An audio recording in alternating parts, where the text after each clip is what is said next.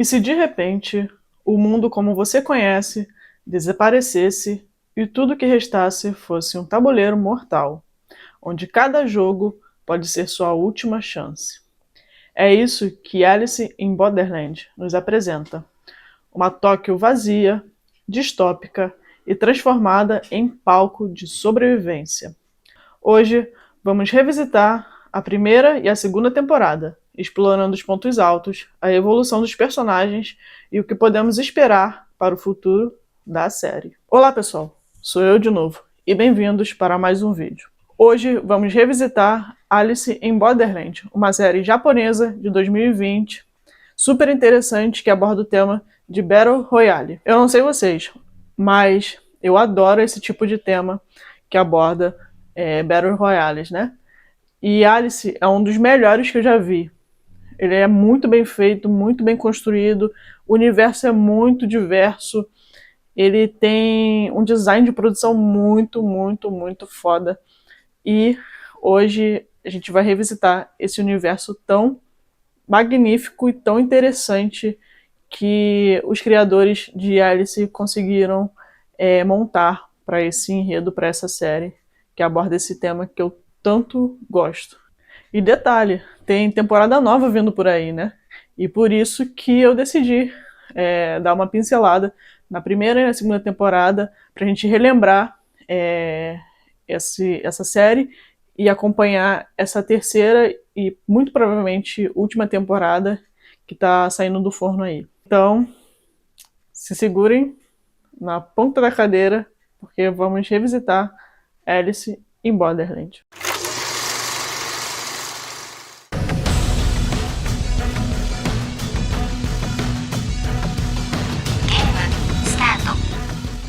Logo de cara, somos apresentados ao Arisa, um jovem gamer desmotivado e que passa grande parte dos seus dias em frente ao computador em jogos online. Mas tudo muda quando ele e seus melhores amigos, Karubi e Chota, são transportados para uma versão paralela e deserta de Tóquio. Arisu e seus melhores amigos fazem baderna nas ruas de Shibuya, né? E por conta disso, eles precisam sair fugido de lá, porque começam a perseguir eles, né? Os policiais começam a perseguir eles ali nas ruas. Então eles vão se refugiam dentro de um banheiro de uma estação ali próximo. Só que depois que eles saem desse banheiro, eles encontram aquela rua de Shibuya, né? Que é uma das ruas mais movimentadas de Tóquio, completamente vazia, sem uma alma viva por ali. E eles acham aquilo estranho, começam a procurar ao redor das ruas, né? Só que eles não encontram ninguém. E depois de um tempo que eles estão ali esperando, né, para poder saber se chega alguém, se aparece alguém para explicar o que está acontecendo ali para eles, do nada as telas, né, aquelas famosas telas que a gente vê geralmente em filme e tal, daquelas ruas movimentadas de Tóquio, do nada elas se acendem, né, aqueles telões.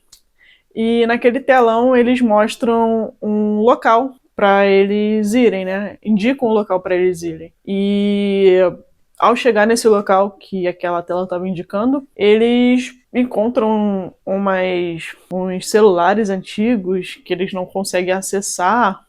Só que na tela do celular eles já fazem a leitura facial e aí registram ele num negócio que eles não estão entendendo nada. Só que quando eles pensam em sair, eles são surpreendidos por uma mulher que já tá ali. A gente descobre, né, no decorrer, que ela já tá ali há algum tempo, então ela já sabe o que tá rolando naquele lugar.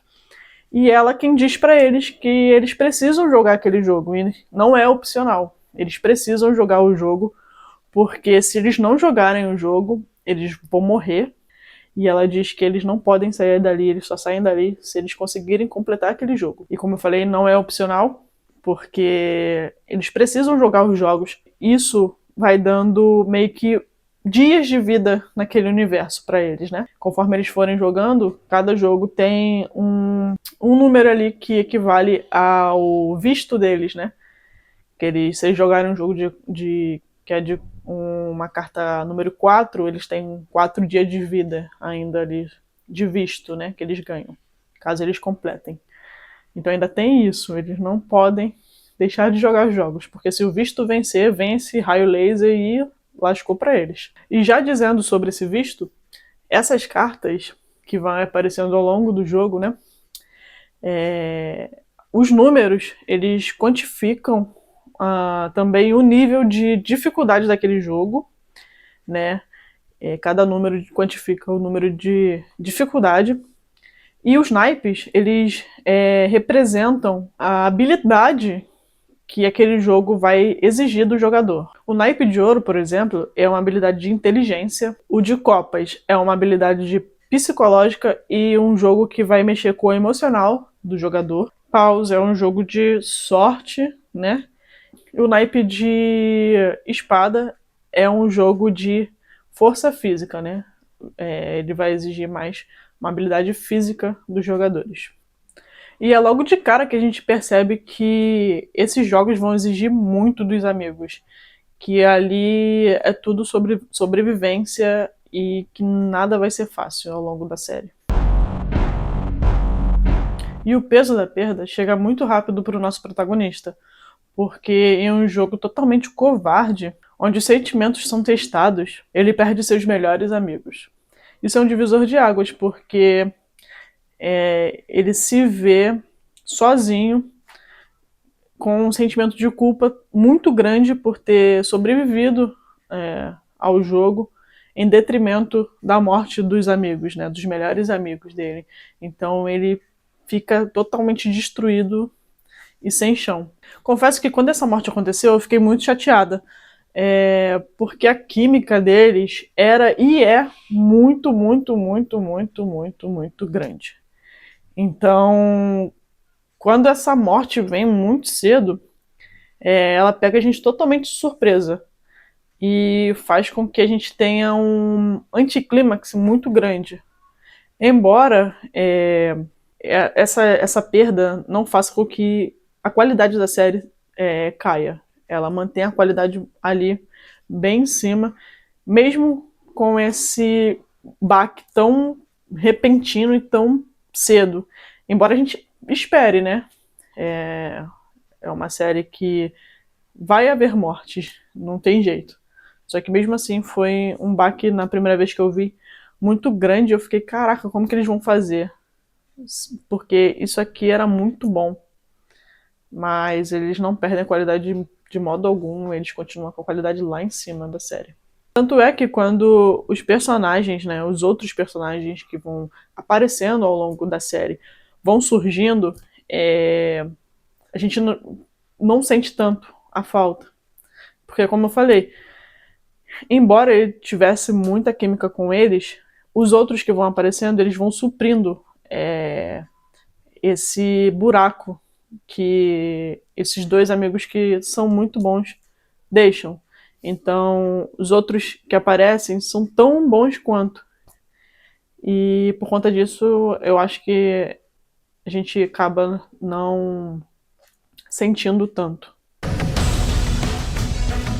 Como eu falei, depois da morte dos amigos, o Arisu perde totalmente o chão dele, né? Ele meio que se entrega à morte também. Porém, a Usagi, que é uma jovem resiliente e ágil, filha de um alpinista, que a gente vai descobrindo, né? Quando vai abordando mais o background dela, ela já entende o Borderland, como o Borderland funciona, né? E ela aparece para salvar o Arisu. Eles já haviam se visto em um jogo anterior, né? Eles colaboraram juntos para conseguirem se safar daquele jogo. Então, quando ela reconhece ele, ela logo tenta ajudar. Essa parceria passa a ser um dos pontos emocionais centrais da série, porque eles passam, né, eles formam o nosso querido par romântico, completando a cartilha, né, do que nunca pode faltar em um tipo de trama como essa. Com isso, eles passam a enfrentar aquele mundo desconhecido juntos. Em uma das provas, o Arisu descobre sobre uma tal praia. Ele pensa que lá eles podem conseguir respostas para o que eles não conseguem entender ainda naquele mundo esquisito que eles estão vivendo. Então, eles decidem partir para lá. Ao chegar à tal praia, eles descobrem que lá é uma espécie de uma comunidade, onde vários jogadores se reúnem, eles vivem junto em comunidade ali naquela praia, em busca de completar o baralho, né? Em busca das cartas que faltam para completar o baralho. Porque eles pensam que assim eles podem concluir aqueles jogos e talvez voltar ao mundo real. Mas a ordem que existia ali naquela praia logo dá lugar ao caos, onde traições, disputas de poder e jogos cada vez mais sangrentos vão surgindo. E é na praia que somos apresentados ao grupo de personagens mais importantes que a gente vai seguir ao longo da série, né, ao longo das temporadas, que são a Kiuna, o Shishia, a En, o Agune e o Niragi, além de sermos aplacados com uma surpreendente revelação. A necessidade de completar o baralho, né, meio que se torna óbvio nesse ponto da trama, né? Depois de passarem por várias situações e verem várias coisas acontecendo, eles deduzem que o objetivo daquele jogo ali é completar o baralho para poder voltar ao mundo real. Mas com isso temos a revelação do surgimento dos misteriosos dealers, que são organizadores infiltrados dentro dos jogos. Essa é a cereja de merda para a jornada deles. Arisu agora, mais determinado, entende que a sobrevivência depende não somente da inteligência que ele tem, né? Mas também da confiança e das alianças que eles vão adquirindo ao longo da jornada.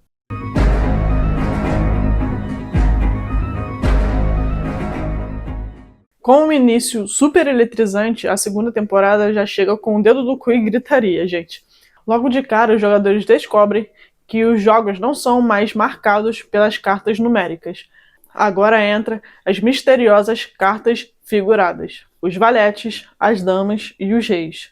Algo muito mais perigoso e letal. Os chefões, representados pelas cartas figuradas, não são simples organizadores. Eles são ex-jogadores que assumiram o papel de mestres em seus próprios jogos. Essa mudança traz novos antagonistas, cada um com sua personalidade marcante e jogos brutais. Como em um verdadeiro gamer, os jogos ficam muito bem direcionados, mostrando exatamente o que eles precisam enfrentar. E eu posso dizer com certeza que 4 chefões roubam totalmente a cena nessa temporada.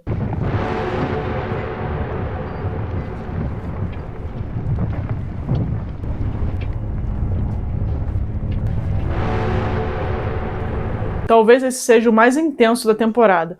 Ele é o primeiro a aparecer e o penúltimo a ser derrotado, o que mostra o quão difícil ele é. É um mercenário vestido de preto, um soldado vindo dos infernos que atira para todos os lados com balas intermináveis. É um adversário quase invencível em um jogo físico letal. Esse começo é muito dinâmico, a gente fica na ponta da cadeira, torcendo para os nossos protagonistas, né, para os nossos favoritos, conseguirem vencer ou escapar, né? Porque eles são pegos de surpresa, então eles vazam dali muito rápido. Então a gente fica, na verdade, torcendo para eles escaparem desse perigo eminente que é esse rei de espadas. Ele é muito, muito brutal e ele é muito perigoso. Então a gente já fica num início assim muito eletrizante, na ponta da cadeira, torcendo para que nenhum dos nossos favoritos, né, vai de arrasta. Só que ainda assim, lá na frente, quando eles conseguem, né, derrotar esse desgraçado desse homem, ele ainda assim escorraça um monte no processo. Então, esse é um dos mais brutais e letais dessa temporada. Ele é um dos mais famosinhos, né? O Rei Biscoiteiro. Ele tem um visual muito marcante, então ele acaba sendo muito difícil de esquecer. O jogo dele acaba sendo muito interessante, não só pelo jogo em si, mas porque ele acaba entregando muitos diálogos reflexivos e interessantes sobre aquele universo, junto com o Arisu, né? O Arisu em posição de uma pessoa que não entende o que está acontecendo e o biscoiteiro numa posição de ex-jogador que agora virou mestre Então ele sabe mais do que o Arisa, né? Mais do que o nosso protagonista, como aquilo tudo funciona, como aquilo tudo, como aquele universo é regido. Então, o jogo dele acaba sendo muito interessante por conta dessa dinâmica entre um professor, né, e um aluno. Acaba sendo esse tipo de dinâmica que a gente tem aqui. O Rei Biscoiteiro ele acaba dando muita luz também com relação à jornada pessoal do Arisu. E isso é muito interessante porque a gente dificilmente espera ver isso, né? No jogo de vida e morte. É um cara que, em teoria, quer matar o Arisa, porque se ele não matar o Arisa, ele morre. Então, é um paralelo interessante. A gente tá nessa dinâmica de vida e morte, e ainda assim, um aprender com o outro, né? E é dos pontos altos desse jogo. O Arisa também fica perguntando coisas para ele, né? Porque é um dos primeiros jogos também que ele joga mesmo. E ele mesmo sem querer, né? Porque eles chamam as pessoas que são ex-jogadores e se tornam mestres de cidadãos. E ele quer entender como o Rei Biscoiteiro, enquanto ex-jogador, se tornou um cidadão e por que ele se tornou um cidadão. E isso é muito legal de se ver entre eles dois. E no fim, o que o Rei Biscoiteiro simplesmente revela pro Arisa, o que é meio frustrante para ele, só que no fim ele vai entender, né, lá na frente, é que ele precisa trabalhar em equipe. Ele precisa ter as pessoas do lado dele, se ele quiser sair dali vivo, né? Que ele precisa confiar. Eles precisam, né? No total. Precisam confiar um no outro para poder ter êxito naquele universo, naquele mundo. Nesse ponto, o Arisu amadureceu, né? Ele já passou por muitas coisas, então ele já tá mais amadurecido. Ele deixou de ser um garoto perdido em Borderlands para se tornar um verdadeiro líder. Então aqui ele já tá com outra visão e outra pegada, né? Ele tá com outras atitudes. E como no jogo do Rei de Paus eles entenderam que precisam um dos outros para poder sobreviver àquele universo, a Kyuna decide seguir sozinha, né? Em busca da Anne e do Xixia, que se perderam quando eles enfrentaram o Rei de Espadas, lá no começo da série. A Usagi e o Arisu permanecem juntos, obviamente, e isso faz a conexão entre eles crescer e fortalecer ainda mais, trazendo momentos emocionantes de vulnerabilidade e afeto no meio do caos que eles estão vivendo, né? Porém, eles acabam se separando em um confronto, adivinha com quem? Isso mesmo, com o Rei de Espadas. E eles acabam se separando nesse confronto. E isso abre margem para a gente ver o que está rolando fora da bolha, né? Daquele universozinho que a gente estava inserido do Arisu e da Usagi. E esse momento que eles expandem esse universo, né? A gente vai acompanhando mais sobre os outros personagens, além do núcleo principal, é muito legal. A gente vê a Anne, por exemplo, que está garimpando aquele mundo em busca de algumas respostas.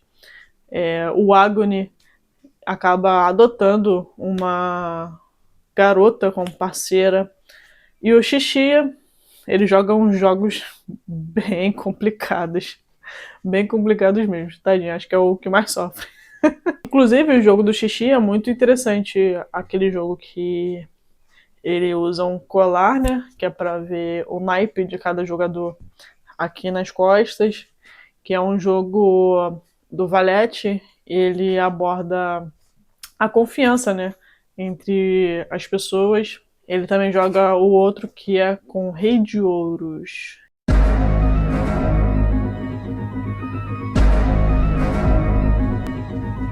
O Rei de Ouros é um querido que a gente já conhecia lá da praia. Ele era um infiltrado e fazia parte da cúpula que organizava aquela comunidade, o qual, vejam só, o nosso querido Xixia também compunha. Ou seja, eles são velhos conhecidos. Só para deixar claro, o Xixia é um dos meus personagens favoritos, tá, gente? Como se não tivesse já claro, né?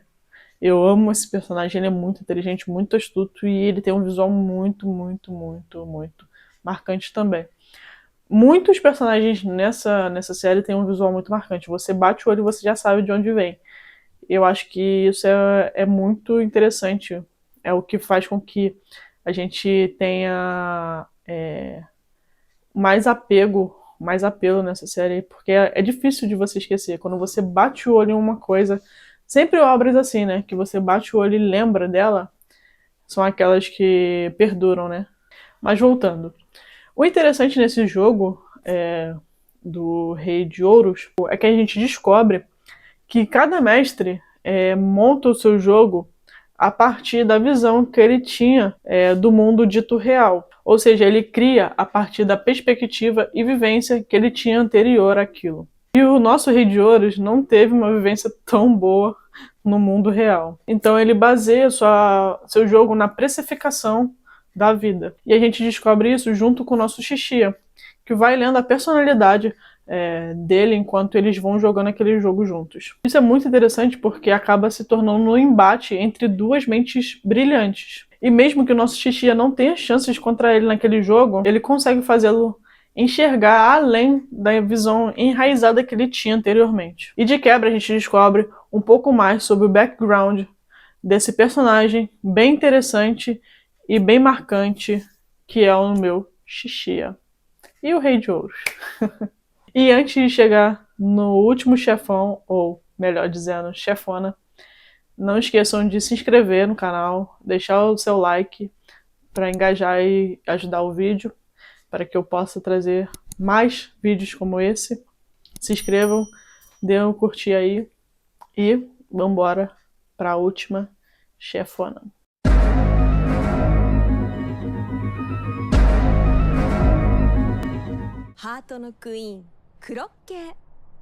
Depois de um monte de merda que eles passaram, né, nessa jornada toda, eles conseguem derrotar finalmente o Rei de Espadas. E com isso, o último desafio deles fica por conta da nossa querida e icônica Rainha de Copas. Esse é um dos jogos psicológicos mais impactantes, onde o Arisu e a Alsag são manipulados emocionalmente até o limite. Esse jogo é o mais mind-blowing que tem, porque ele trouxe à tona tudo que foi possível a gente imaginar, e eu achei isso genial. Eu não sei vocês, mas eu amo especular o que vai acontecer nos filmes ou nas séries. E o ápice desse desenvolvimento é pegar justamente tudo o que a gente pensou, tudo que a gente poderia especular e jogar na nossa cara. Tudo mesmo. Quando eu falo tudo, é tudo mesmo. De imaginar que aquilo era uma IA controlando eles, ou alienígenas, ou um trauma psicológico, ou um jogo de realidade virtual. Tudo que a gente pode especular sobre o que está acontecendo naquele Borderland.